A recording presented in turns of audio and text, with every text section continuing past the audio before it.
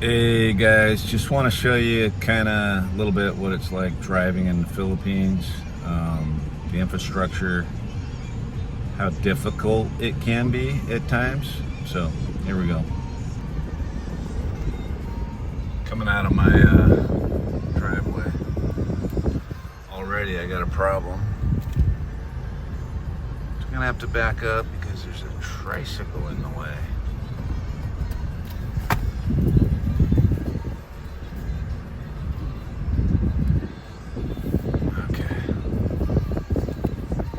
Wow.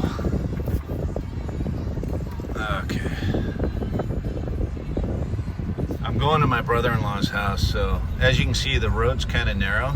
So that's what I mean by the infrastructure isn't perfect. Sometimes you really have to squeeze over to let another car by. Anyway, here we go. Okay, so we'll go on a national highway over here, and it's a lot wider because there's bigger cars. You can pass people, whatever. I know there's double yellow lines, but it doesn't matter. People pass each other. And then sometimes you might take this right lane over here, but there's cars parked in it. So you got to be really careful. And sometimes, even though there's a second lane, there's a tree in the middle of it. So you really have to be careful. The one thing you will see a lot of is tricycles, motorcycles, jeepneys, and then of course people's personal cars. This next road that I'm going to go up is really tight. That's where your skills got to be pretty good if you're going to drive a car in the Philippines. You got to pretty much know how to navigate and how much clearance you have, because like I said, the infrastructure sometimes just wasn't really designed for 2 lanes. Like here we go.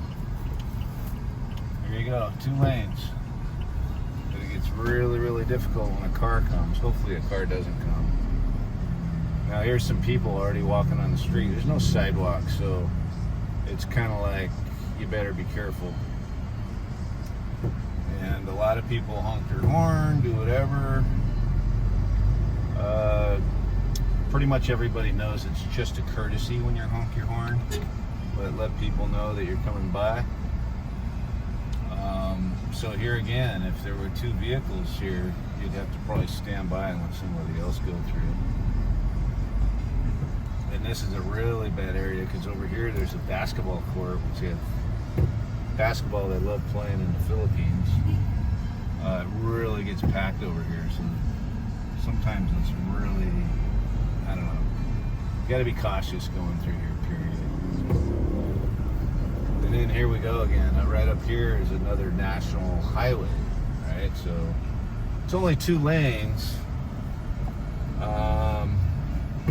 It's plenty wide enough. You don't have as much human traffic as far as people walking or what have you, but there's still quite a bit of traffic. You just kind of do your thing. It's pretty cool. I mean, going to my brother-in-law's house, on the way, there's little cool fruit stands. You know, sometimes there's like the furniture places, what have you, but that has nothing to do with driving. But just saying, you may see that on the way.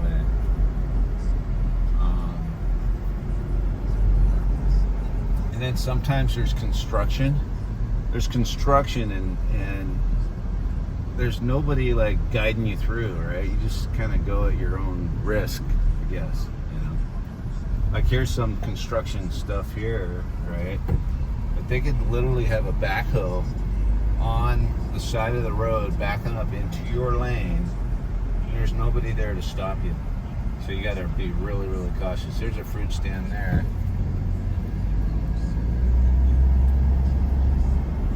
Still, you know, it's just, there's tight areas, and then you always got to expect that somebody may pull right out in front of you, or someone might walk right out in front of you. There's another fruit stand. fruit stands all over the place. You like dragon fruit and grapes and everything like that, this is a place to be. Look at that, all those grapes. And then, what's that called? Pork rinds. See that all over. Pork is very popular here. Little sorry stores.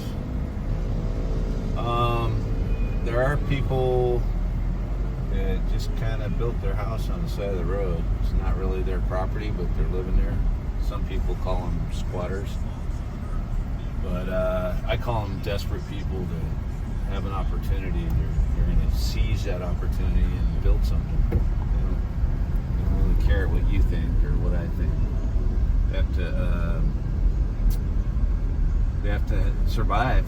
They got to provide for their family somehow. So. But yeah, like I said, it gets kind of crazy. Sometimes I like going up some of these little random roads to see where it leads me. But it's pretty neat going through these little neighborhoods. Normally, if I'm doing that, I like to be on my motorcycle.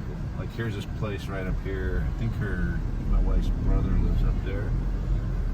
But it's pretty neat. There's gas stations everywhere. My car's diesel. Just gotta remember to tell them it's diesel when you fuel up. It's not like in the States where you pump your own gas. Here, someone pumps it for you. They ask how much you want and they pump it for you.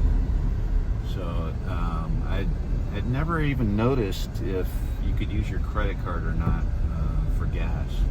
Like the States where you just use your ATM or your credit card or Apple Pay or something like that. Here, I haven't noticed.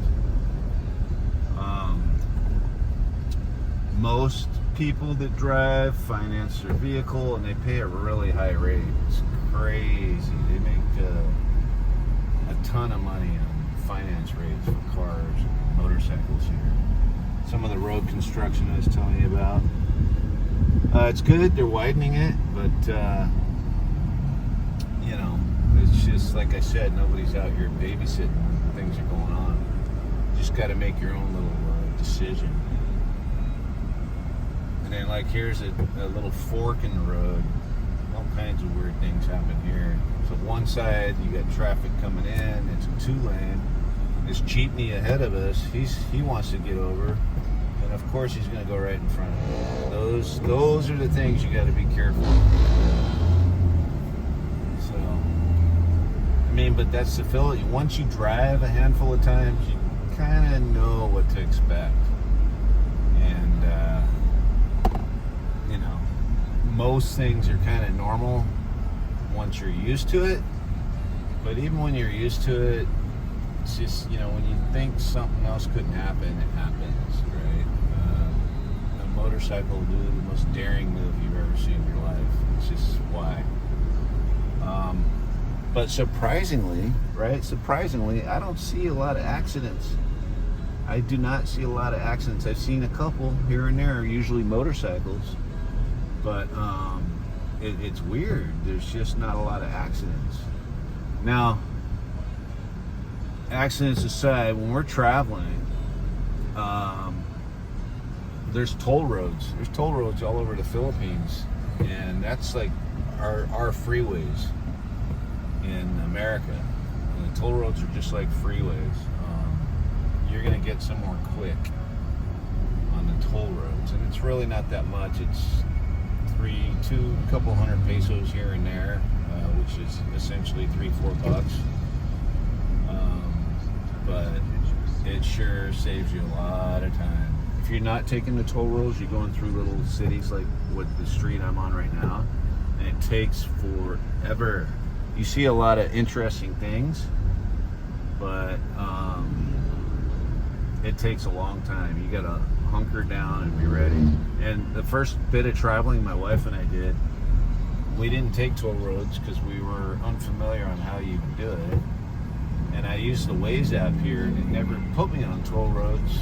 It asked me if I had an RFID, and I'd say no, and then it never showed me the toll roads until one day we were coming on back from Baguio, and I used Google Maps. Google said, hey, this is the shortest route, and just put me on it. And then we ended up getting a ticket that day, but that's another story. I will say, if you are a foreigner, you stick out like a sore thumb. If they see you, they know who you are, especially in a big city like Manila. They'll try to pull you over, squeeze some cash out of you, because they know you rather pay their little bribe than get the ticket and then have to go pay it in Manila again, which is a pain in the butt. So I don't mind. If someone wants a little bit from me and gets me out of that problem, not a problem. But the part that bothers me the most is they pulled me over for no reason, and just because they knew I was an American, made some fictitious reason why they pulled me over, which is totally bogus. But you'll also see that in other countries too. So I mean, it just is what it is. You got to limit those times of getting pulled over and for unnecessarily pulled over. I drive super cautiously because there's just too much going on, and I am a foreigner. The insurance, I'm pretty much self-insured, so just got to be careful. If I hit somebody, I'm gonna have to repair their stuff. If anything worse than that happens, insurance or not, end up, accidentally hurting someone really bad, well, I'll get booted out of the country, insurance or no insurance. So you just got to be cautious. You want to drive in the Philippines, be careful. Sometimes these trikes, they won't move over for you, even though you honk. They just take their time and do their thing. So we're getting really, really close to my brother-in-law's house. My wife and I usually go over here 2-3 times a week to visit. Her sister lives here. And her sister and her husband are from the U.S. as well. It's just a different, I can speak English to somebody, which I don't mind. It's just a little bit different of an atmosphere. And he's got a pool and, other things to do at his house. So, it's a good day when we go by and say hi. Sometimes we eat over there, or play basketball or whatever, or swim. But it's just a break from everything else. I want to find a tree. It is so weird when you see a tree in the middle of the lane that you should be driving in. No one really drives in the right lane unless they want to pass somebody or whatever, because there are trees or vehicles parked there and you'll have to move out of the lane. Like there's a tricycle, right on the lane. Another one. And then I think down here in a little bit, you'll see, like, look up here, this car's just parked there. Right? There's no signs, no parking, no whatever, so, yeah, why not, right? And then up here, there's another car, whatever. Somewhere up here, there's a tree in the lane, which, if you're driving crazy, look right here, look at this, what is that, a light pole? A light pole in the lane. Just draw a little white line around it.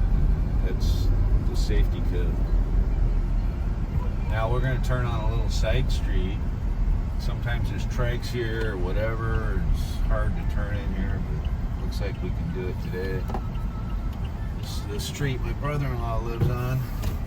About a little action, but like another here again, right? Another car comes. There's barely room for my vehicle to drive on the street without, interacting with a human being or what have you. So when a second vehicle comes, it's just a navigation thing that you got to be ready for, tires in the middle. There's just speed bumps up here. Here's some chickens, you know, motorcycles. There's always some type of obstacle that you got to go around. And that's just how it is in the Philippines. Is it, you know, it's not desirable, but that's just how it is, and you just got to deal with it. And I'll tell you one thing, driving in the Philippines is way better than taking public transportation.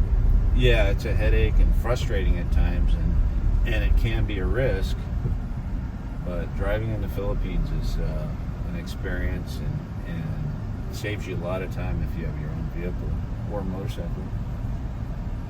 Another tight area. Here we go. We're almost there, right by the lake. He's got a really, really nice place. But I'll show you guys his place maybe in another video. But today I just wanted to show you the driving side of the Philippines and kind of how you have to navigate and get places and be cautious. But I'm gonna pull up to his gate. They're gonna let me in, and then that'll be it for today. Appreciate your guys' time, and we'll see you on the next one.